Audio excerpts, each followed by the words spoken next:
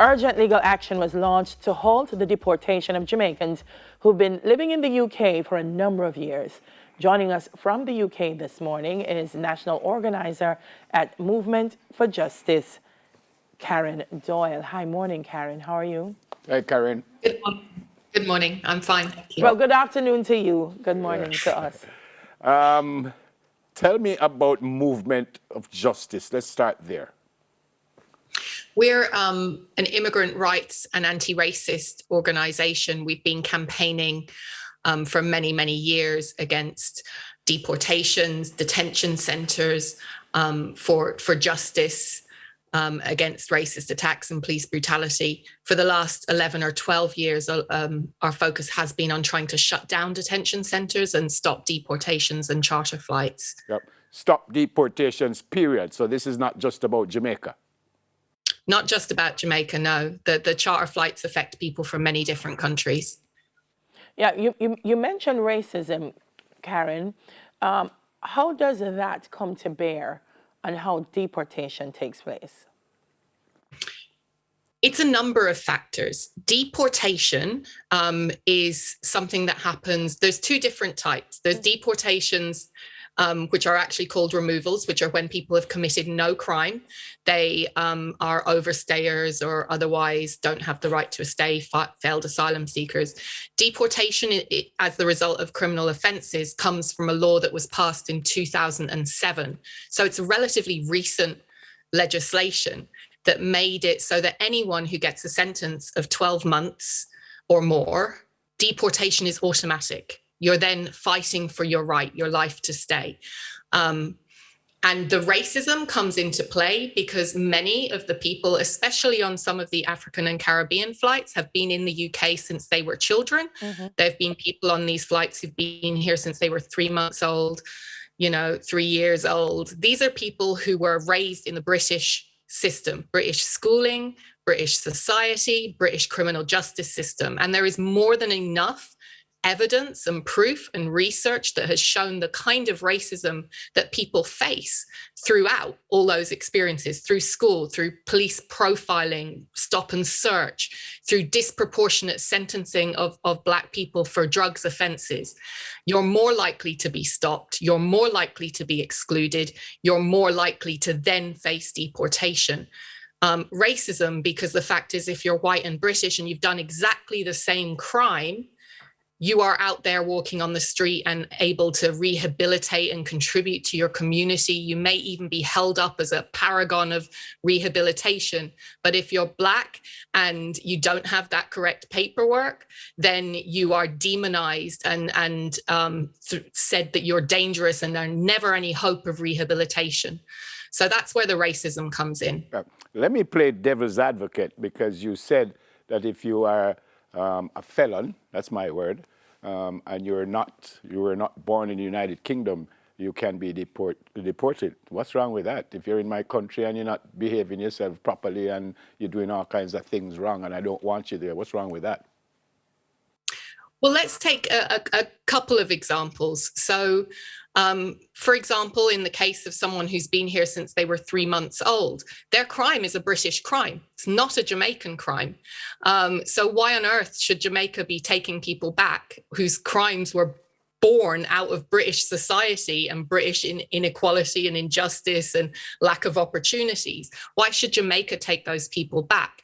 In the case of people who've been here more recently, these people have established lives here, families, children. This is not just punishment of an individual, it's punishment of children and families who are devastated and destroyed by these deportations. That's not right and it's not fair. I would argue against that in the same way I would argue against the death sentence. Yeah. One of the curious things to me, Karen, is the way they kind of broad brush all the people that they want to deport. So they'll say, oh, they're dangerous felons, they've committed heinous crimes. But then within the larger group, you'll find some persons that are being deported for instances, and you say, wait a minute. But how did they get into this group? Is that part of the challenge? That the ways in which they're presented to the public is just an effort to get support to send them home? There is a particularly virulent, gross racism in how the Jamaican deportations are presented. I'll be honest, in comparison to a lot of the other deportations, the politicians, the media, they sell these flights as dangerous rapists and murderers and people who are protecting the public. And the reality is, there was someone who was due to be on this flight who had no criminal conviction whatsoever. And on all of the charter flights, they are mixed. They are mixed, the reasons why people are there. The particular racism shown towards the Jamaican charter flights has been really, really striking. And it started just a year after the Windrush scandal. So these, in many instances, are people who are the descendants or family members of the Windrush generation. They're aunties, uncles, grandparents, this is, and just a year later, this kind of attempt to demonize the whole community started happening again. It's really quite striking. Yeah, I was going to ask that question about if we're different from other countries. You've already answered that. But why would I be in the United Kingdom from I'm 7 years old, I'm now almost 60 years old, and I'm still not legal? Why? Well, actually, this is the thing. Most of the people are legal. Most of the people got what's called indefinite leave to remain. So they had the right to come, go, work, all of that. So in the Jamaica flights, most of the people are not what's classed as overstayers. They are actually people who had leave to remain. So that's not true. It's this question of the automatic deportation policy for people who get a sentence of 12 months or more in the case of the Jamaica flights. Whether you are legal or not, sorry to jump in, whether you are legal or not? Whether you are legal or not. The only thing that protects you against that deportation is a British passport. That's the only thing that will protect you against that deportation. And even in that circumstance, this particular government that we have that seeks to rip up human rights is increasing citizenship stripping powers. So even that isn't as safe as it used to be. But for example, one of the young men who was meant to be on this flight, he tried to get a passport when he was 15. He had his indefinite leave to remain, applied for a passport. He did a joyride and he got caught by the police and got some fine. And his passport application was turned down because they have a good character requirement. And that one thing, these are young people who feel, look, sound entirely British. You speak to them on the phone, they would stick out like a sore thumb in Jamaica, right? They're culturally British, English in most cases. So, there's something wrong in the system that's allowing this to happen, and that's what we're trying to fight. So that's why we stand against all of these deportations. Yeah, Karen, there was someone who should have been on the flight that had a learning disability, and I think you were integral in the way you had to engage the authorities. Tell me a little bit about that. This was just it's an emblematic of what happens in these deportations. A hunger to get rid of people means that the individual circumstances, that the government doesn't care. So this was a man who has since birth had global learning difficulties, an IQ of between 50 and 62. He's needed care his whole life, been with learning disability services. He can't read, he can't write, he has trouble remembering even his own address. He can't follow much, and he's been under the care of his mum for most of his life. The crime that he was convicted to that led to this deportation order was a group of guys approached him and said, get in this car with us, we're going to take you somewhere. And they gave him a gun to hold. And they told him, no, it's fine, hold this gun. And when the police stopped the car, he was the only one who was arrested and then convicted. Even the judge in his sentencing recognized that this young man was exploited, but said, I have no choice because this was a gun crime. We have to give you 7 years. He spent time in prison for that. And when in prison, he got a deportation order, and his family have been fighting desperately to overturn that deportation order ever since. this is someone who would absolutely not survive in Jamaica. They have no family left there. He relies on his mum entirely. He can't, if he got off the plane and they said, oh, go find a hostel, he wouldn't be able to. He can't even find his home address. And he actually won. A judge said this person will not survive in Jamaica. In the first tier tribunal said, no, I'm granting this appeal because this guy will not survive in Jamaica. A second judge said this guy will not survive in Jamaica. The Home Office kept appealing this case.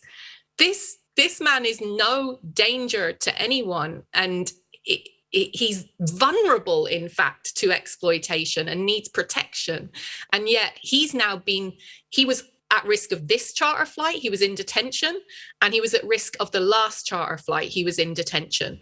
So that's twice now he's almost been thrown on a plane to Jamaica. Thankfully now he's got good representation who've taken up that case. He's being recognized as a potential victim of exploitation.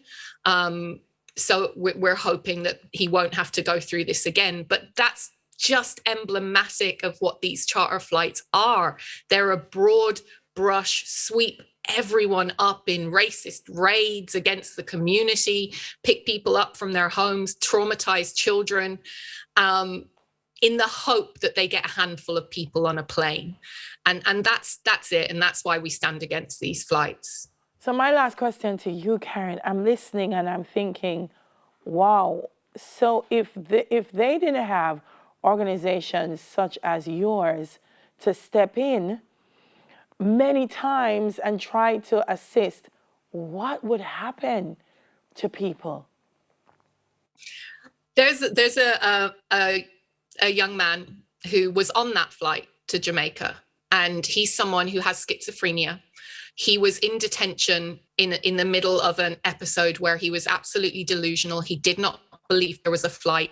He sacked his lawyer. His lawyer had to put in medical evidence saying that this guy is not capable. The Home Office took his word for it, that he had sacked his lawyer and that he was representing himself when he clearly could not represent himself. He was told on the day of the flight, he thought he wasn't going. He swore blind. There was no removal directions. There was no chance. This is a man who's been here since he was a kid. He believed in his head that there was no flight, even though we were telling him that there would be a flight. And he was told on the day of the flight, come with us, we're taking you to get a Jamaican passport, come on. And he got with them in the van and went and did not know he was being put on a flight till he was in front of the aeroplane. He's now in Jamaica. He was virtually comatose for the first 4 days. He's lost. He doesn't have his medication, his family, his support. The only family member is an elderly grandfather who will struggle enormously. Now we think we can get him back, but that he will not survive. He would not survive in Jamaica, and we have to get him back. Yeah. And there's other people who maybe are surviving a little bit more. There's some people who have more family members and maybe they've got some opportunities. But for the people with mental health difficulties and learning difficulties, they're going to end up begging on the street and vulnerable to exploitation. And there have been many deportees who have been murdered. Yep. And that's the reality of deportation. And that's why we fight so hard to get as many people off those flights as possible. We're out of time, Karen. I have one final question. I kind of need a quick answer. Under the UK Borders Act 2007, you mentioned this, the government is obligated to seek to remove non-British citizens convicted of an offence. You already said that. How do you change that? My final question. Can you change that? We change it by building a movement. And if we can build a movement that's both here in the UK and in Jamaica of people saying, no, we do not accept these deportations, we can change it. We can change a lot. Right now, we're up against a very far-right government in the UK, but we've shown what we can achieve when we fight. We've lowered the numbers of people on those flights every single time. And it's now only been 4 and 7 on the last 2 flights. Yep. At some point, it's got to end. I appreciate your passion. I appreciate your help in trying to help my countrymen and others across the world. Stay safe, look after yourself. Thank you so very much for speaking with us, and God bless you. Thank you. Thank you. Our pleasure. Karen Doyle, national organizer at Movement for Justice on the United Kingdom Deportations, Disrupting Families. Wow. Ah, Wow. Wow.